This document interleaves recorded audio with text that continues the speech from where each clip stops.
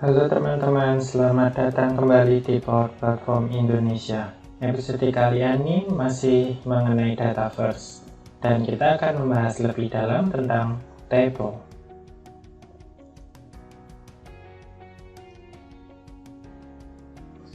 Materi hari ini, pertama kita akan mengenal dasar-dasar table, hubungan antar table, dan table yang terhubungkan dengan sistem eksternal. Bagi kalian yang sudah mempelajari konsep struktur data seperti SQL atau MySQL, tentunya sudah tahu tentang konsep table. Table di Dataverse tidak jauh berbeda dengan table di SQL. Table di dalam Dataverse mempunyai fungsi dasar yang sama, yaitu merekam data. Cuma bedanya ada banyak fitur-fitur lain lagi di Dataverse yang bisa langsung kita manfaatkan dalam membangun sebuah aplikasi. Di dalam materi hari ini, kita akan bahas dasar-dasar table di Dataverse, yaitu apa saja jenisnya, lalu kita akan belajar tentang relationship atau hubungan antara table di dalam Dataverse, dan terakhir kita akan melihat apa saja fitur yang bisa kita gunakan untuk menghubungkan dengan sistem yang ada di luar Dataverse itu sendiri. Nah, jadi konsep dasar table di dalam Dataverse secara garis besar, table bisa dibedakan jadi dua, yaitu yang standar dari Dataverse atau yang custom atau buatan. Standar table dari Microsoft Dataverse seperti contohnya adalah konteks, accounts, appointment, email, dan lain-lain. Tabel-tabel tersebut akan secara otomatis tersedia saat kita membuat environment di dalam Dataverse.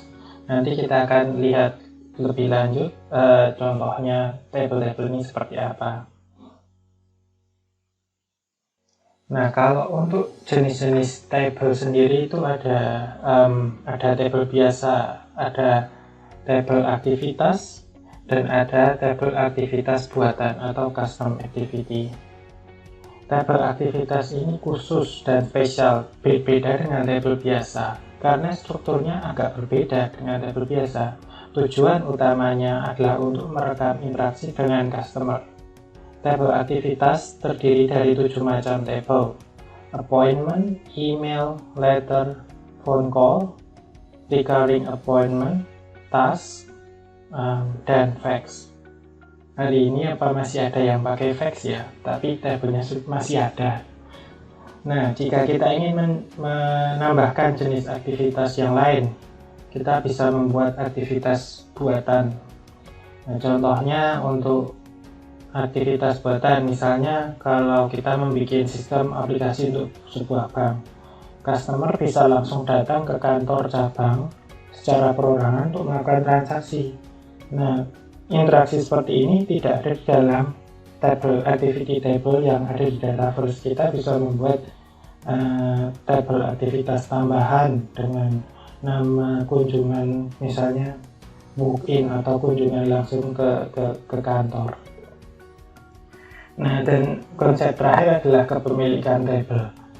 Rekor data di suatu table bisa dimiliki oleh organisasi atau user atau pengguna perorangan atau tim pengguna. Apa gunanya kepemilikan data di dalam table? Ini contohnya, misalnya perusahaan Anda memiliki banyak sekali customer. Untuk melayani ribuan customer itu, Anda membagi staf berdasarkan wilayah kerja. Misalnya customer yang berdomisili di wilayah kerja tertentu akan dialokasikan kepada tim yang dekat atau di cabang yang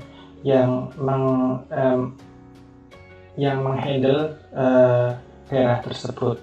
Misalnya tim Jabodetabek untuk menangani customer yang ada di wilayah Jabodetabek, tim Jawa Tengah, Jawa Timur, Kalimantan, dan lain-lain. Dalam hal ini, tim dari masing-masing wilayah akan menjadi pemilik dari data customer untuk wilayah tersebut. Oke, sekarang kita sudah mengenal dasar-dasarnya ya. Untuk selanjutnya, kita langsung saja melihat demo dan kita cek langsung di TKP. Oke, sekarang kita sudah berada di antarmuka Dataverse. Jadi seperti yang kita lihat di episode sebelumnya, pertama kita buka make.powerapps.com, lalu sebelah kiri kita bisa lihat menu Dataverse, dan langsung saja kita buka table. Nah, seperti yang kita sudah bahas sebelumnya nih, ada beberapa table yang otomatis sudah ditambahkan seperti account, appointment, address, attachment, business unit. Ini adalah contoh-contoh table yang standar secara otomatis ditambahkan di dalam Dataverse ya. Terus kita juga bahas sebelumnya, ada table yang yang adalah aktivitas table, seperti misalnya appointment, email, fax, dan lain-lain. Nah, ini sebagai banyak contohnya di sini. Nanti kita akan buka satu-satu dan kita lihat satu-satu bagaimana mereka ini digunakan.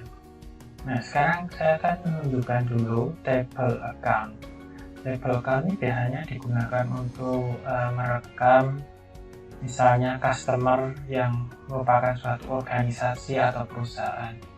Kalau saya buka ke data, saya punya dua contoh table account, record account, yaitu yang pertama Bank Maju Terus dan yang kedua PT Lorong Senja.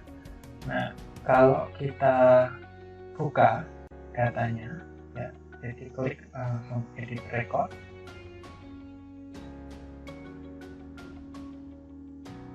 Nah, secara kita lihat di sini sudah banyak ya field atau atribut yang sudah ditambahkan dalam Dataverse. Jadi kita bisa langsung menggunakan misalnya nama perusahaan, telepon, website, alamat, primary contact, yaitu orang kontak yang bisa kita hubungi di dalam perusahaan ini secara langsung.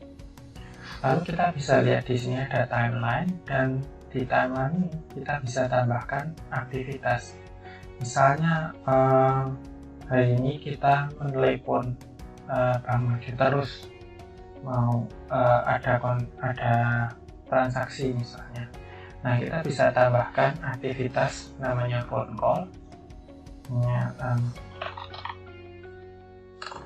Diskusi tentang proyek. Ya, terus bisa kita tambahkan deskripsinya di sini, apa yang kita diskusikan, berapa lama, dan lain-lain. Lalu kita bisa save. Nah, kalau kita buka ini datanya, record tentang telepon, perbincangan di telepon ini, kita bisa lihat datanya lebih lengkap. Kita bisa tambahkan lebih banyak deskripsi. Lalu kalau kita sudah selesai teleponnya, kita bisa mark complete, artinya aktivitas tersebut sudah terjadi sebelumnya, sudah selesai gitu. Nah, jadi di sini kita bisa lihat inilah interaksi. Di sini adalah interaksi, dan interaksi ini adalah terdiri dari banyak table yang merupakan aktivitas.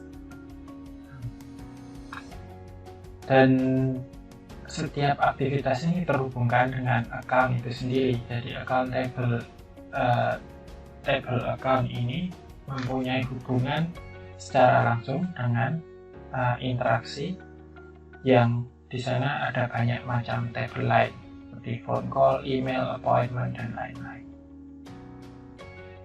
Lalu kita juga membahas sebelumnya tentang owner atau kepemilikan. Di sini ini saya sendiri, jadi pemilik dari account Bank Maju Terus adalah saya. Ini misalnya kalau Bank Maju Terus ini berada di Jakarta dan saya adalah salah satu tim Jabodetabek yang menangani Bank Maju Terus. Nah, maka saya bisa dialihkan sebagai pemilik dari data ini. Kalau misalnya mau ada account baru lagi atau perusahaan baru lagi yang akan dimiliki oleh orang lain, kita bisa klik assign dan kita bisa kasih kepemilikan ini kepada tim lain atau orang lain yang menggunakan di sini. Jadi itulah gunanya kepemilikan. Nah, sampai di sini saya akan juga menunjukkan, kita kembali lagi ke data tools, saya akan menunjukkan bagaimana membuat tabel secara lebih lanjut. Di episode pertama kita sudah membuat tabel secara ringkas, tapi kali ini kita akan lihat lebih lanjut apa saja pilihannya, apa saja setting yang bisa kita gunakan. Jadi seperti biasa kita klik new table, kita beri nama, misalnya kali ini transaksi keuangan. Ya. Nah, ini ada pilihan misalnya enable attachment. Enable attachment ini kalau kita pilih di sini, nanti kita bisa menambahkan file-file kepada table tersebut. Terus deskripsi dan table type. Ya, ini nilai yang kita namakan kayak activity table atau standard table yang sebelumnya ya. Kalau misalnya kita mau membuat sebuah activity table, maka akan ada lebih banyak data yang ditambahkan di situ. Misalnya kalau kita ganti misalnya kunjungan, ini kunjungan datang ke bank atau datang ke kantor cabang, kita pilih sebagai activity table. Lalu di sini ada banyak lagi pilihan, misalnya enable SharePoint ini, jadi kalau kita mau menghubungkan table tersebut dengan SharePoint, sehingga semua file yang diupload ke dalam table tersebut akan disimpan di SharePoint. Ini ada create update settings, misalnya enable quick create forms. Di sini kalau kita pilih ini, nanti waktu membuat rekaman data akan muncul forms yang lebih ringkas daripada form yang menunjukkan seluruh datanya, jadi lebih cepat. Langsung saja kita klik create, konfirmasi ya.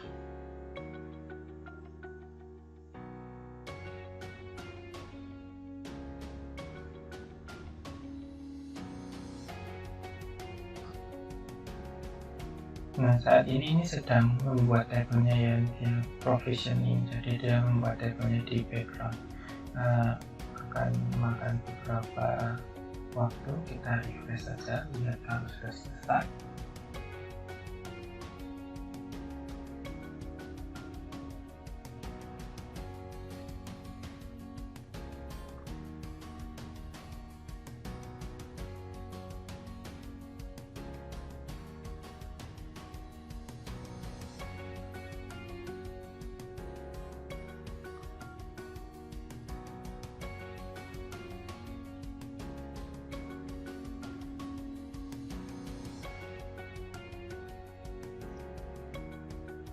Oke, sekarang kita lihat tabel kunjungan akhirnya sudah jadi buka. Kita bisa buka secara langsung.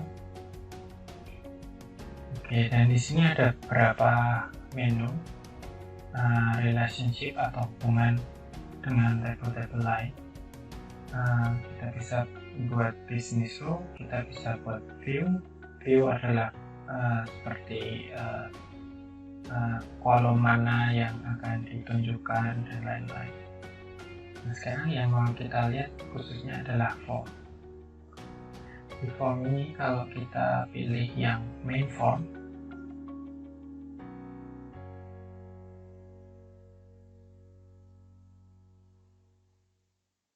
di sini adalah tampilan secara standarnya seperti ini. Field-fieldnya masih dari out of the box, jadi belum ada yang ditambahkan ya. Tapi secara otomatis kita bisa lihat nih, di sini sudah ada banyak sekali field yang secara otomatis ditambahkan oleh data source. Misalnya actual start, actual end, actual duration. Jadi ini standar ya, semuanya akan ada ini, semua aktivitas table akan ada itu. Terus ada banyak yang mungkin tidak berhubungan atau tidak diperlukan. Nah, kalau misalnya kita mau bikin satu kolom tersendiri,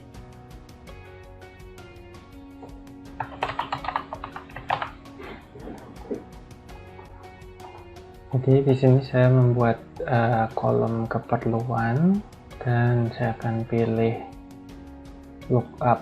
Lookup itu adalah hubungan ke tabel yang lainnya. Jadi kita bisa melihat di sini ada pilihan tabel-tabel yang mau kita hubungkan. Saya sudah membuat tabel yang namanya topik. Oke, kita klik dan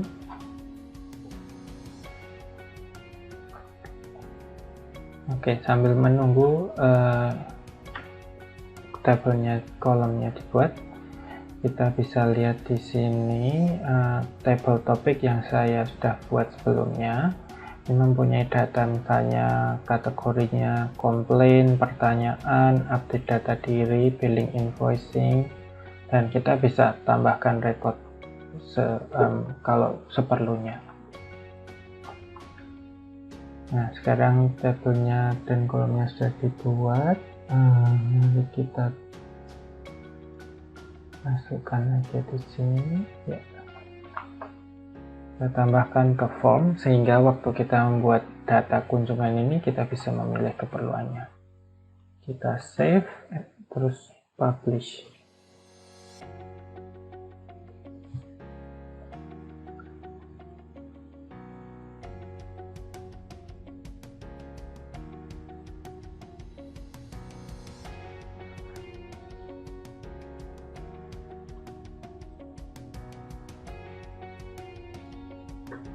Nah, setelah kita publish, maka tabel kunjungan ini akan sudah siap dipergunakan oleh di tabel-tabel yang lain.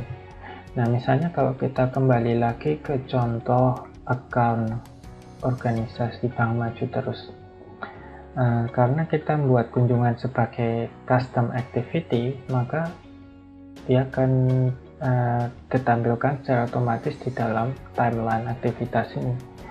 Nah, kalau kita lihat sini, kita bisa add kunjungan ya.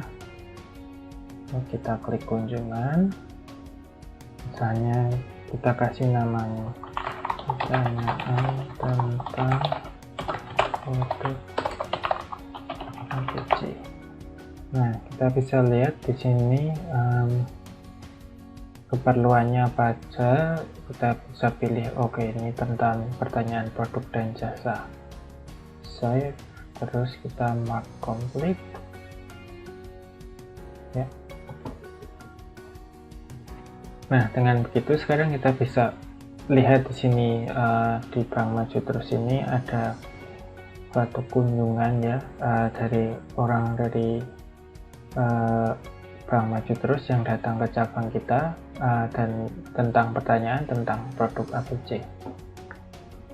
Jadi secara ringkas kita sudah melihat bagaimana menambahkan tabel di dalam data first, dan kita lihat secara lebih detail bagaimana kita membuat tabel yang namanya custom activity. Kembali ke slide, kita bahas lebih lanjut. Tadi kita sudah bikin suatu table custom activity, lalu kita bikin lookup, jadi menghubungkan antara dua table, yaitu kunjungan dan topik atau keperluannya ya. Jadi hubungan atau relationship di dalam data first itu bisa kita lihat ada dua macam sebenarnya, yaitu one to many dan many to many. Contoh dari one to many adalah misalnya kendaraan dan pemiliknya. Setiap kendaraan dimiliki oleh satu orang, jadi one to many. Dalam hal ini kita bisa membuat tabel kendaraan dengan lookup yang merancu kepada tabel kontak atau pemiliknya. Jadi begitu kita melihat rekor kendaraan, kita bisa cari tahu siapa ini pemiliknya. sebaliknya seorang pemilik bisa memiliki lebih dari satu kendaraan. Nah, itu contohnya one to many. Contohnya dari many to many, misalnya antara orang dan hobi atau topik yang disukai. Misalnya Budi menyukai topik bisnis, kesenian, teknologi, sedangkan Wati menyukai topik teknologi, politik, kuliner. Jadi Budi dan Wati mempunyai lebih dari satu topik yang mereka sukai, dan setiap topik tidak eksklusif disukai satu orang saja. Misalnya di sini topik teknologi disukai oleh Budi dan Wati. Jadi inilah yang dinamakan many to many. Jadi satu table bisa mempunyai hubungan ke banyak rekor di table lain, dan begitu pula sebaliknya. Bagaimana caranya membuat table dengan hubungan tersebut? Jadi sebelumnya kita sudah membuat one to many. Sekarang saya akan tunjukkan gimana caranya membuat hubungan table many to many.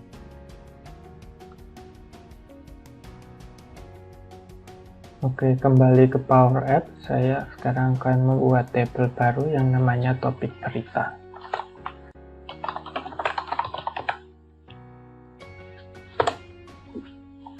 Nah, kita lihat kembali settingnya. Ownership, kali ini saya pilih organization, karena tidak perlu dimiliki oleh perorangan atau tim. Dan standar table, bukan activity table.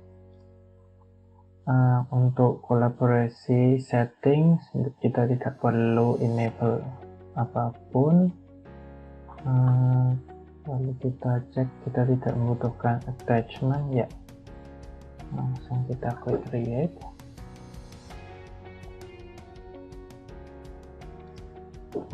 Oke, sekarang topik berita ini sudah dibuat. Saya akan menambahkan beberapa data.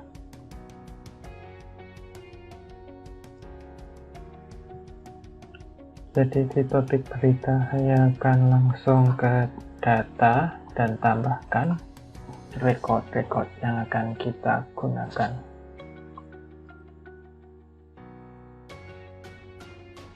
Oke, jadi contoh pertama misalnya teknologi.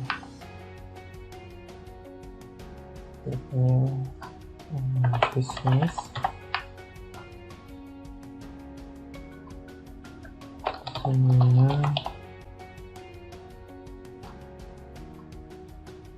Politik,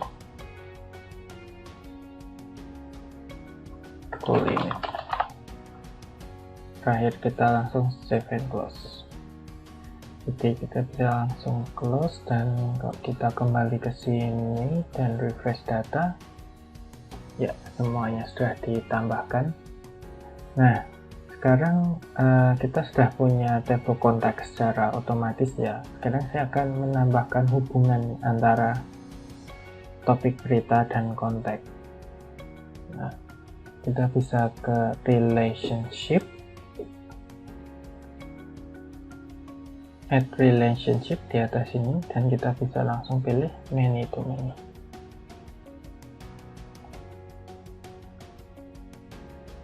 Di sini saya akan tambahkan many to many ke table kontak.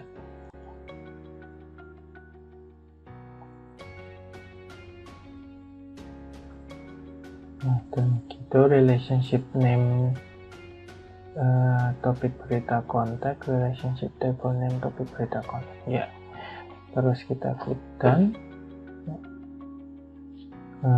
Dan jangan lupa save table.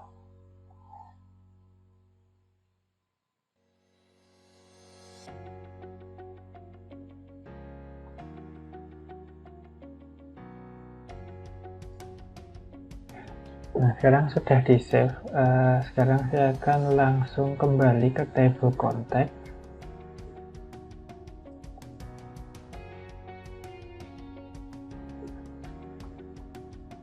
Dan kita lihat kalau sudah ada data atau belum.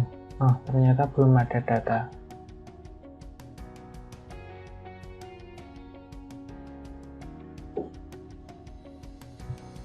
Oke, jadi sekarang saya akan tambahkan data untuk Budi.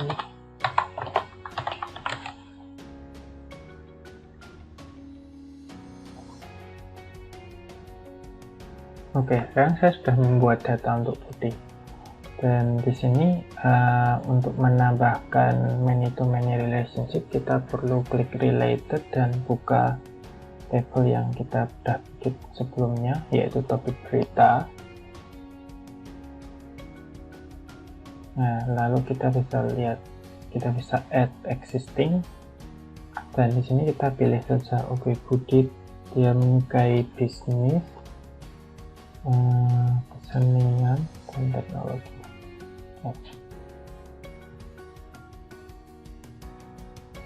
Oke, jadi sudah ditambahkan di sini.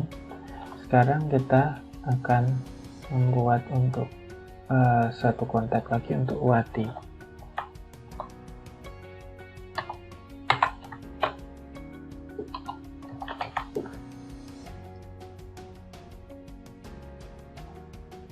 Oke, kita klik related dan topik berita. Kita tambahkan lagi teknologi, politik, dan kuliner. Nah, jadi seperti itu, kita bisa lihat kita sudah membuat table many-to-many hubungan antara kontak dan topik berita. Sekarang misalnya kita mau tahu, oh, siapa saja yang menyukai topik teknologi, kita klik langsung ke topik berita teknologi. Dia akan membuka form ini untuk menunjukkan topik berita tersebut, dan kita bisa klik related, contact. Nah, sini kita bisa lihat, jadi Budi dan Wati dia menyukai topik berita teknologi. Jadi di sini kita bisa tunjukkan bahwa hubungannya adalah antara satu sama lainnya. Jadi kita bisa lihat dari kontak itu sendiri, atau kita bisa lihat dari topik berita itu sendiri, untuk mencari tahu data-data mana yang berhubungan satu sama lain.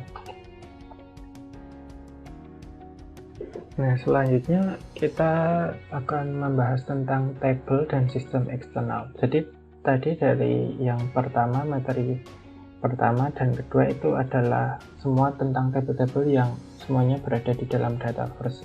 Bagaimana kalau misalnya tabelnya itu tidak ada di Dataverse, misalnya di sistem yang lain gitu. Bagaimana kita bisa mengintegrasi keduanya.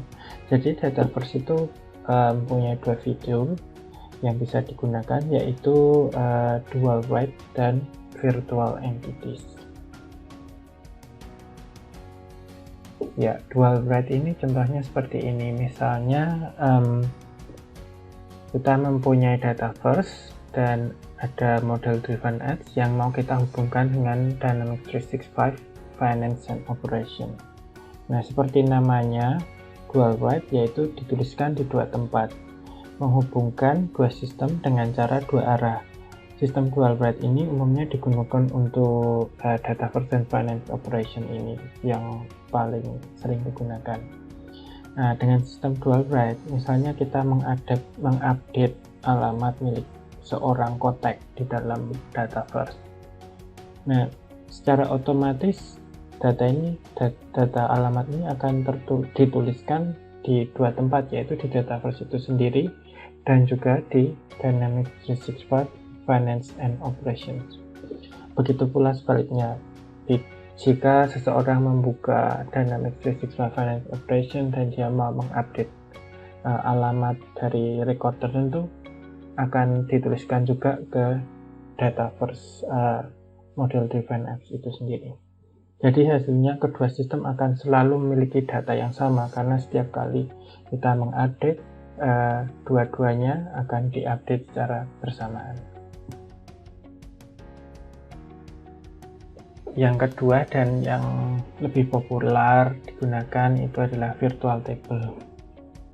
Misalkan kita memiliki tiga sistem eksternal di sini, A, B, C, yang di sebelah kanan kita bisa lihat ini warna kuning, hijau, dan merah.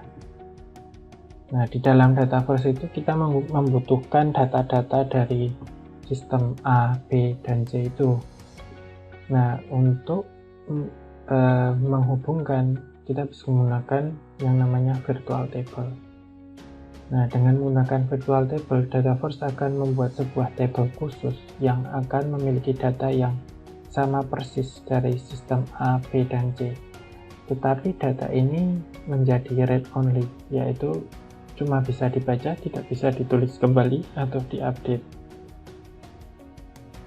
Nah, dengan begini, tabel-tabel atau proses di dalam Dataverse akan bisa berinteraksi dengan virtual table A, B, dan C.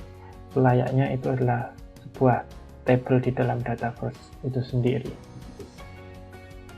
Jadi bedanya dual write dan virtual table antara lain adalah dual write itu dua arah, sedangkan virtual table itu satu arah. Jadi virtual table tidak bisa diupdate, cuma kalau sistem eksternal A mengupdate data tertentu, dia akan di-copy ke dalam Dataverse. Jadi cuma satu arah.